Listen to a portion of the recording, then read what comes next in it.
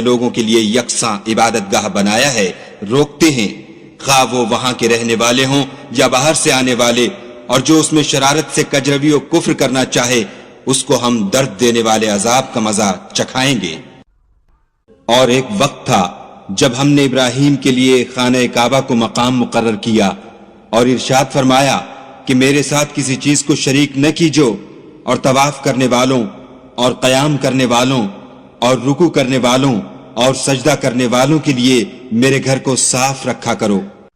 اور لوگوں میں حج کے لیے ندا کر دو کہ تمہاری طرف پیدل